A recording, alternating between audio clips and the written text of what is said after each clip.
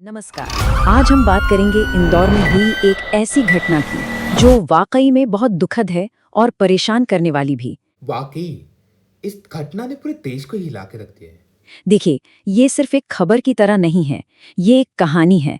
एक ऐसी कहानी जो हमें हमारे न्याय और हमारे सिस्टम के बारे में कुछ बहुत गहरे सवाल पूछने पर मजबूर कर देती है।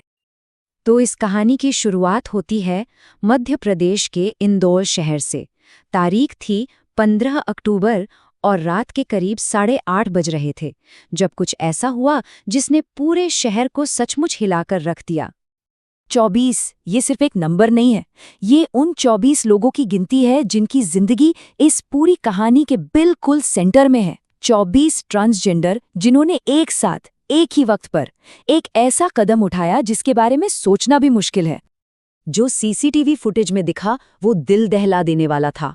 इन 24 ट्रांसजेंडर्स ने एक साथ फिनाइल पीकर सामूहिक रूप से अपनी जान देने की कोशिश की। उन्हें फौरन अस्पताल ले जाया गया, जहां डॉक्टरों ने भी कंफर्म किया कि उन्होंने सफाई में इस्तेमाल होने वाला खतरनाक फिनाइल ही पिया था। तो सबसे बड़ा और सबसे अहम सवाल यही है, आखिर ऐसा क्यों हुआ? क्या वजह थी कि 24 लोगों ने एक साथ अपनी जिंदगी खत्म करने का फैसला कर लिया?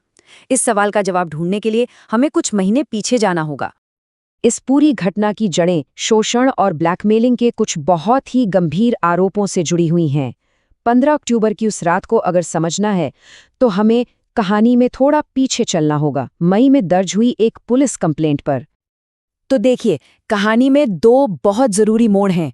एक है मई का महीना, जब एक ट्रांसजेंडर ग्रुप पुलिस के पास शिकायत लेकर जाता है, और फिर कई महीने बाद 15 अक्टूबर, जब उसी ग्रुप के 24 लोग फिनाइल पी लेते हैं।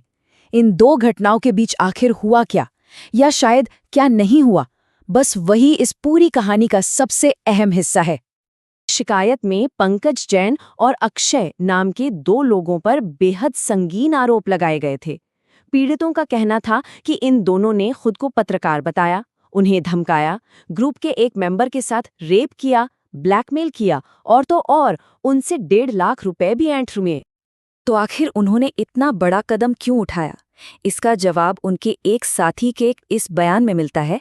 अगर आरोपियों के खिलाफ एक्शन नहीं होता तो वो अपनी जान दे देंगे।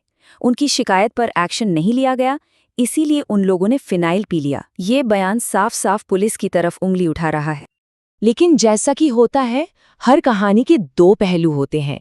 तो अब देखते हैं कि पुलिस का इस पूरे मामले पर क्या कहना है, क्योंकि उनकी तरफ से जो बात सामने आई है वो एक अलग ही तस्वीर दिखाती है। तो यहाँ पर ना दो बिल्कुल अलग अलग बातें सामने आ रही हैं। एक तरफ है पीड़ित, जिनका साफ कहना है कि ये कदम उन्होंने इसलिए उठाया क्योंकि उनकी शिकायत पर कोई एक्शन ही नहीं लिया गया, और दूसरी तरफ है पुलिस, जो कह रही है कि असली वजह अभी तक साफ नहीं है और सच तो तभी पता चलेगा जब इन लोगों के ऑफिशियल बयान लिए जाएंगे। पुलिस अधिकारियों ने मीडिया से बात करते हुए यही बात दोहराई है। उनका कहना है, घटना का कारण तभी पता चलेगा जब इनका स्टेटमेंट हो जाएगा। अभी वे बयान देने की स्थिति में नहीं हैं। पुलिस के हिसाब से बिना ऑफिशियल स्टेटमेंट के किसी भी नतीजे पर पहुंचना सही नहीं होगा। इन अलग अलग दावों और बयानों के बीच सवाल ये उठता है कि अब आगे क्या? पहली और सबसे बड़ी प्राथमिकता तो उन 24 लोगों की सेहत है, और दूसरी उन सवालों के जवाब खोजना जो अब भी अधूरे हैं। जो ताज़ा जानकारी मिली है उसके मुताबिक 24 में से 22 लोग अब खतरे से बाहर हैं, लेकिन 2 लोग अभी भी आईसीयू में हैं और उनकी हालत काफ़ी गंभीर बनी हुई है। ये बात हमें याद दिलाती है कि यह सिर्फ कोई केस नहीं है, बल्कि इंसानी जिंदगियों का सवाल है। तो आखिर में ये घटना हमें एक बहुत बड़े सवाल के सामने लाकर खड़ा कर देती है।